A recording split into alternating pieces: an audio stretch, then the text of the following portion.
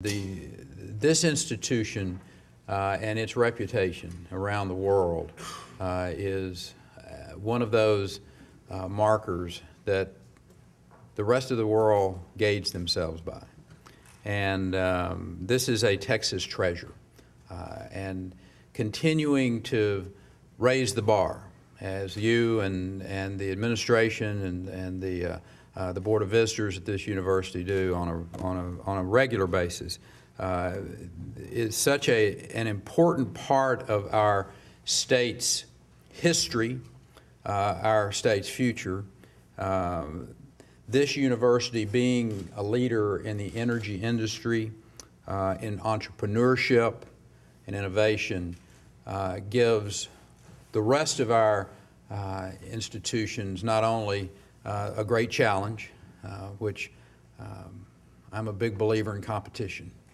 And as Rice becomes even a grander name around the globe, it gives a challenge to the rest of our institutions of higher learning to attain those heights as well. And we are blessed to have those other really great institutions. And I was just visiting with a group of doctors last night about the reputation of Texas and in the field of medicine and medical innovation, and whether it's the intent to find the cure to cancer, of which this state took a huge step in '07 and passed in a constitutional amendment a $3 billion commitment, of which our institutions of higher learning are going to be inextricably intertwined in that pursuit.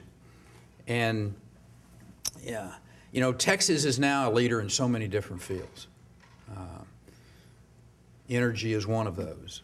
And, you know, I don't mind bragging about the state of Texas. I do it on a regular basis. And you know, we lead the nation in job creation. 166,000 net new jobs created in Texas since the first of the year. Leading the nation. Whether you're Rice or University of Texas or University of Houston or Texas A&M,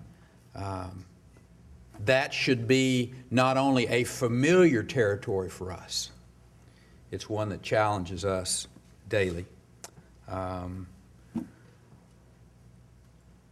Lead the nation in exports, lead the nation in population growth. We're America's top state for business. And that's not just my proclamation. No less than CNBC picked us 2 weeks ago as the #1 state in the nation to do business. But long before we were known for jobs and opportunity, we were known for energy. In fact, our state still leads the nation in crude and natural gas production. And I might add that we've now taken over a very enviable position as the wind energy producing capital of America. In short, America runs on Texas energy. Texas needs energy jobs to feed our families, to build our businesses, to endow our cultural arts, to fund our education system. Unfortunately, we're entering a very uncertain time in America's history from the standpoint of Texas energy. And much of that uncertainty is man-made. And I might add, I think it's centered in Washington, D.C. There was a time when the biggest threat to our energy industry was foreign competition. But I sincerely believe that the biggest challenge facing you all in the energy industry today is a federal government that ends up doing more harm than good when it tries to help. And don't get me wrong, I believe that government and governments have a very essential role to play when it comes to safety. But Washington, their attempt to be all, to end all, has a very harmful effect that I don't think is going to end well on its current track. You just consider the EPA's efforts to undermine the successes that we've had in Texas when it comes to our approach to clean air permitting in this state.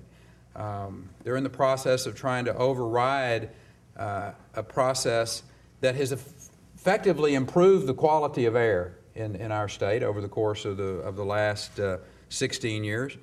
And Washington's committed to putting that process and control ahead of results. And I told someone, I said, you can't blame partisanship on this. I mean, when you look back at how our clean air permitting process was created, it was put in place with Governor Ann Richards. And the Clinton administration is who approved of our process. I tend to fault a natural tendency of just this whole concept of big government to seek new places to be useful. Then they apply this one-size-fits-all solution that really doesn't work. And they're talking about coming in, taking over a process that has worked well. And it's worked, I mean, it's cleaned up the air in the state of Texas. I mean, inarguably, when you look at the ozone levels that have been slashed by 22% over that 16-year period of time, the NOx levels being reduced by 53%.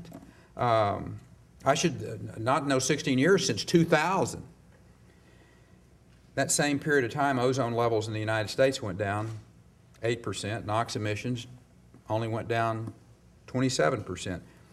Our major cities are meeting the 1997 8-hour ozone standard. There's one exception to that, and it's Dallas-Fort Worth, and they are 1 part per billion out of compliance. Today, every county in Texas is within the federal standards for fine particulate matter, and that's the pollutants that have the gravest danger to human health. And I happen to tell people, I said, while that was going on, while that improvement in air quality was going on, our population grew by 3.9 million people. We added more private sector jobs than any other state. Our economy grew 50% faster than the nation as a whole.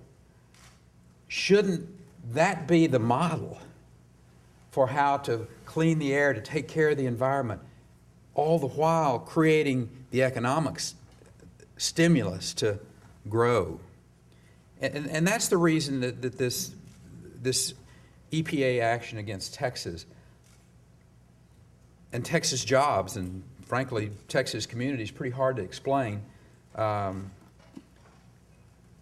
As they're, you know, it's very disconcerting as a Texan. You know, when you look at the endangerment finding on the CO2 issue, when you combine those two together, you know, when EPA declared CO2 a toxic substance, they rolled out plans to regulate an entity producing more than 250 tons of it a year.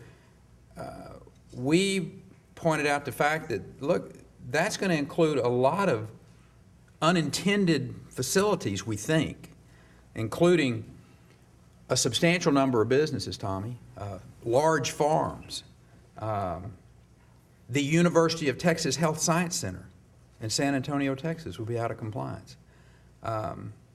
So they quickly backtracked on that and saying that they'd only focus on power plants, large industrial facilities for the next 5 years, which probably wasn't real reassuring to hundreds of thousands of Texans working in the energy industry. And I think that's one of the great concerns that we have. So in pursuit of our state's best interest, I supported the Attorney General as he made a decision to challenge the EPA in federal court. And